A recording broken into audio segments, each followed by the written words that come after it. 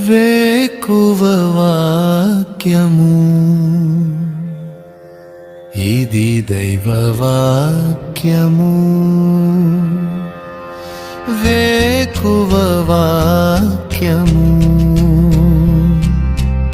ఇది దైవ వాక్యము. వేకువ వాక్యము ఇది దైవ వాక్యము. వేకువ వాక్యము ఇది దైవ వాక్యము. వేకువ వాక్యము వేకపోడు కొరకై జకరియా గ్రంథము 8వ అధ్యాయము 19వ వచనము. కాబట్టి సత్యమును సమాధానమును ప్రియముగా ఎంచుడి. సత్యమును సమాధానమును ప్రియముగా ఎంచుడి. ఏదే కాల సమయంలో దేవుడు ఇశ్రాయేలీయులతో మాట్లాడుతున్న మాటే మనం కూడా జ్ఞాపకం చేసుకుంటూ ఉన్నాం. ఈ జకరియా గ్రంథము 8వ అధ్యాయము ఇశ్రాయేలీయులను దేవుడు తిరిగి పునరుద్ధరిస్తాను అని చెప్పి ప్రమాణం చేసిన మాటలన్నీ ఇక్కడ కనబడుతున్నాయి.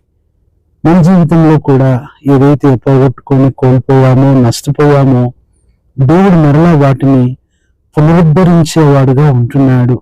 అందుకని ఇక్కడ అంటున్నాడు, సత్యమును సమాధానమును ప్రేమగా ఉంచుడి లేదా ప్రేమించుడి. ఈ సందర్భం ఏం చూపిస్తుంది అంటే, ఇశ్రాయేలు ప్రజలు ఏదైతే ఆత్మీయంగా పోగొట్టుకున్నారో వాటిని మరలా తిరిగి కలిగి ఉన్నప్పుడు దేవుడు పూర్వపు స్థితిని మరలా ఇస్తాను అని చెప్తున్నాడు. ఒక మాటలో చెప్పాలంటే, call of truth and peace, సత్యాన్ని సమాధానాన్ని మరలా మీరు పిలవండి అని దేవుడు అంటున్నాడు. నిజమే, మన జీవితంలో ఆత్మీయంగా ఒకప్పుడు ఉంటున్న ఆ ప్రేమ, ఒకప్పుడు ఉంటున్న సమాధానం, ఒకప్పుడు ఉంటున్న సత్యమైన అనుభవాలు మనం ఎప్పుడైతే పోగొట్టుకున్నామో వాటిని మరలా మన జీవితంలోనికి పిలవాలి అంటున్నాడు. ఇది మన కుటుంబాలు మనం చూసినట్లయితే గత సంవత్సరాలకి ఈ సంవత్సరాలకి ఎంత తేడా ఉందో మనకు అర్థమవుతుంది. అప్పట్లో ఉంటున్న ఐక్యత లేదు, అప్పట్లో ఉన్న కలిసి సహవాసం చేసిన అనుభవం లేదు, అప్పట్లో ఉంటున్న ఆ యథార్థమైన ప్రేమ లేదు, అప్పట్లో ఉంటున్న ఆ నిష్కపటమైన సంతోషము ఈ దినాల్లో లేదు. కారణం ఏంటి అంటే, దేవుని విషయంలో చేయాల్సినవి మనం చేయలేకపోయాం. ఇక్కడ ఇశ్రాయేలుకు ఒక మాట గుర్తు చేస్తూ ఉన్నాడు. 4 నెలల గురించి దేవుడు చెప్తున్నాడు. సంవత్సరంలో 12 నెలల్లో 4 నెలలు అనగా 4వ నెల, 5వ నెల, 7వ నెల, 10వ నెల, ఈ 4 నెలల్లో దేవుడు ఉపవాసం ఉండమని చెప్పాడు. ఎందుకంటే ఈ 4 నెలల్లోనే ఎక్కువగా ఇశ్రాయేలు మీద శత్రువులు దాడి చేస్తూ వచ్చారు, యెరూషలేమును చెరపడుతూ వచ్చారు, గోడలన్నీ పడగొడుతూ వచ్చారు. అందుకని ఈ 4 నెలలు మర్చిపోకుండా మీరు ఉపవాసం ఉండాలి. మిగతా 8 నెలలు మీకు ఎంతో సంతోషంగా ఉత్సాహంగా ఉంటుంది అని చెప్తున్నాడు. కాబట్టి ఇక్కడ దేవుడు మనతో కూడా మాట్లాడుతూ ఉన్నాడు. మన ప్రార్థన లేని వలన, ఉపవాసం లేని వలన ఎన్నో నష్టాలన్నీ జరుగుతూ ఉంటున్నాయి. అందుకని ప్రభు అంటున్నాడు ఇక్కడ, పోయిందేదో పోయింది, జరిగిందేదో జరిగింది, మరలా నేను మిమ్మల్ని పునరుద్ధరించాలనుకుంటున్నాడు. ఈరోజు ప్రియ సహోదరుడా, సహోదరి, రక్షింపబడిన ప్రతి విశ్వాసి యెరూషలేముకు సాదృశ్యంగా ఉంటున్నాడు. యెరూషలేము దేవుడు ఎలా కట్టాడో మరలా మన జీవితాలు కట్టాలంటున్నాడు. యెరూషలేము పరిస్థితులు ఎలాగైతే మార్చాడో నీ పరిస్థితిని కూడా మారుస్తానంటున్నాడు. ఇక్కడ 2 విషయాలు ఉంటున్నాయి, ఉపవాసాలు, 2 విందులు. ఎప్పుడైతే మనము ఉపవాసాలు ఉంటామో అవన్నీ కూడా విందులుగా మారుస్తాయి. అందుకని ఫాస్టింగ్స్ బికమ్ ఫీస్టింగ్స్ అన్నారు. ఇలాంటి పరిస్థితి విందు రావాలి అంటే నువ్వు ఉపవాసం ఉండి ప్రార్థన చేయాలి. అది ఇక్కడ దేవుడు చెప్తున్నాడు. నీ పరిస్థితిని, నీ కష్టాన్ని, నీ ఇబ్బందిని దేవుడు చూస్తూ ఉంటున్నాడు. అయితే జరిగిపోయిన దాని గురించి బాధపడొద్దు, కానీ దేవుడు ఇవ్వబోయే భవిష్యత్తుని గురించి, ఇవ్వబోయే పునరుద్ధరణ గురించి మాట్లాడుతూ ఉంటున్నాడు. ఈ ఉదయ కాలం ప్రియ సహోదరుడా, సహోదరి, నీ ఆత్మీయ జీవితంలో, నీ కుటుంబ జీవితంలో, నీ వ్యక్తిగత జీవితంలో ఏదైతే కోల్పోయావో వాటిని మరలా తిరిగి పిలవాలి. Recalling in your spirituality. మరలా నీ ఆత్మీయ జీవితంలోనికి నువ్వు తిరిగి వచ్చేసేయాలి. అందుకని ఈ జకర్యా గ్రంథం 8వ అధ్యాయంలో ఏమేమి పిలవాలి, ఏమేమి కావాలి అని దేవుడు ఇక్కడ చెప్తూ ఉన్నాడు అంటే, ఇక్కడ 7 విషయాలు ఈ ఉదయకాలం మనము చూడవచ్చు. మొట్టమొదటిగా మనం చూసినట్లయితే దేవుడు అంటున్నాడు, వారితో చెప్తూ ఉంటున్నాడు 13వ వచనం చివరి మాట, యూదా వారలారా, ఇశ్రాయేలు వారలారా అంటూ అక్కడ ఒక మాట అంటున్నాడు, భయపడక ధైర్యము తెచ్చుకోండి అంటున్నాడు. మొట్టమొదటిది, నువ్వు కోల్పోయిన ధైర్యాన్ని మరలా పిలువు. ఒకప్పుడు ఉంటున్న ధైర్యం ఇప్పుడు నీకు లేదేమో, కాబట్టి ప్రభు అంటున్నాడు మరలా ఆ ధైర్యాన్ని నువ్వు పిలవాలి. Recalling the courage, recalling courage. నువ్వు ఆ ధైర్యాన్ని మరలా నీ జీవితంలోనికి నువ్వు పిలిచినప్పుడు దేవుడు నీకు సహాయం చేసేవాడుగా ఉంటున్నాడు. అదే జకర్యా 9 చివరి మాట, ధైర్యము తెచ్చుకోండి అంటున్నాడు. రెండోది మనం చూస్తే 10వ అధ్యాయం మధ్యలో మాట, నెమ్మది లేకపోయాను. రెండవది, నెమ్మదిని నువ్వు పిలువు. Recalling rest. నువ్వు మరలా ఆ నెమ్మదిని, ఆ విశ్రాంతిని నువ్వు మరలా నీ జీవితంలోనికి పిలిచినప్పుడు తప్పనిసరిగా దేవుడు నీ జీవితంలో సహాయం చేస్తాడు. మూడవదిగా చూస్తే జకర్యా 8:8 నీతి అనే మాట కనపడుతుంది. నువ్వు కోల్పోయిన నీతిని మరలా పిలిచినప్పుడు దేవుడు సహాయం చేస్తాడు. నీతిగా జీవించటం, నీతిగా మాట్లాడటం, నీతిగా ప్రవర్తించటం, ఇదే దేవుడు కోరుకుంటున్నాడు. ఇది మూడవదిగా చూస్తున్నాం. నాలుగవది 16వ వచనంలో న్యాయమును బట్టి అంటున్నాడు. ఆ న్యాయాన్ని మరలా నువ్వు పిలవాలి. Recalling justice. ఒకప్పుడు న్యాయంగా నువ్వు జీవించావు, ఇప్పుడు న్యాయాన్ని కోల్పోయావు, న్యాయాన్ని పక్కన పెట్టేశావు. ఇది నాలుగవదిగా కనపడుతుంది. ఐదవదిగా మనం చూసినట్లయితే ఏం పిలవాలి అంటే అదే 19వ వచనంలో చెప్తున్నాడు, ఉపవాసము లేదా ప్రార్థన. Recalling prayer. నీ ప్రార్థన జీవితాన్ని మరలా తిరిగి పిలువు. అంటే నీ జీవితంలో మరలా పునరుద్ధరించుకున్నప్పుడు నీ జీవితంలో గొప్ప కార్యాలు చూస్తావు. ఆరవది చూస్తే 19వ అధ్యాయము చివరి మాటలో సత్యమును పిలవాలి. ఏడవది సమాధానాన్ని పిలవాలి.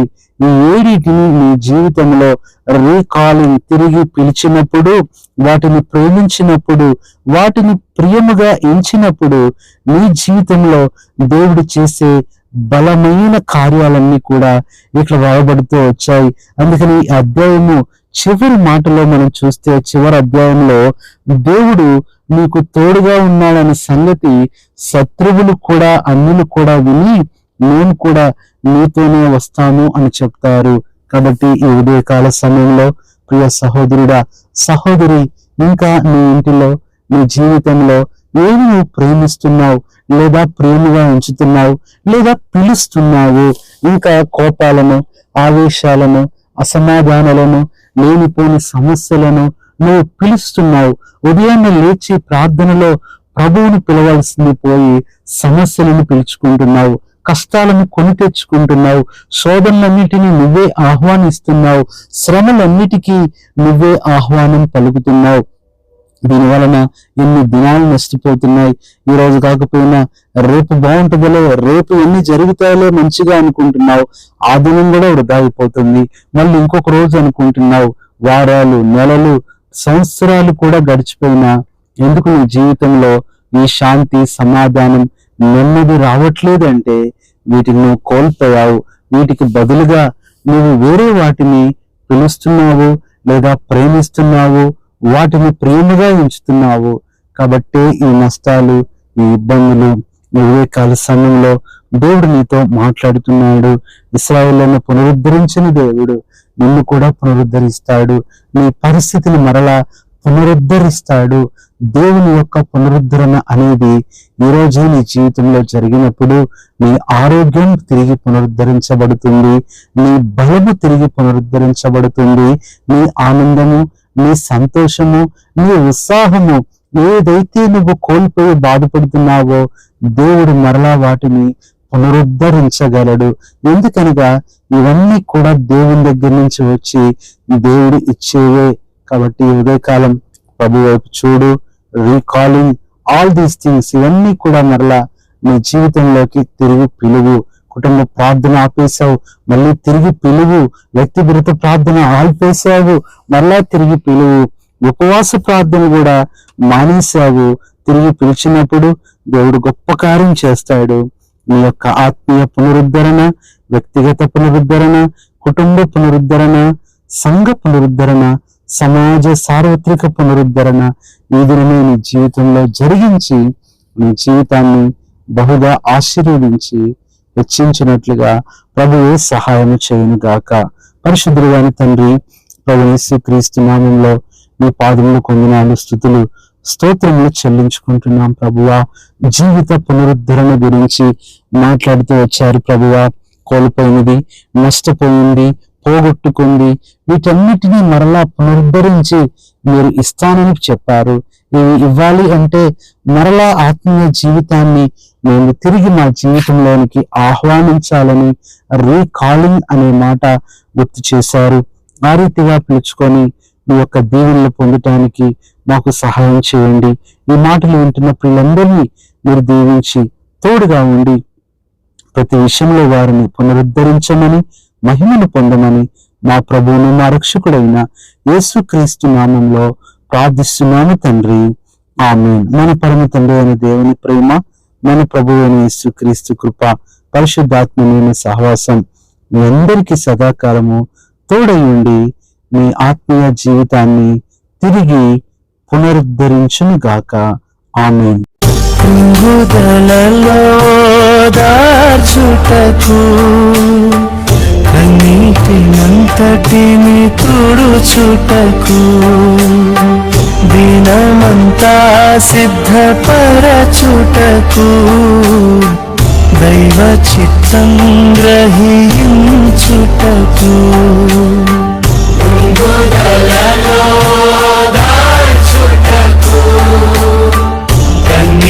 కన్నీటినంతటిని తుడుచుటకు దినమంతా సిద్ధపరచుటకు దైవ చిత్తం గ్రహించుటకు వేకువ వాక్యము, ఇది దైవ వాక్యము. వేకువ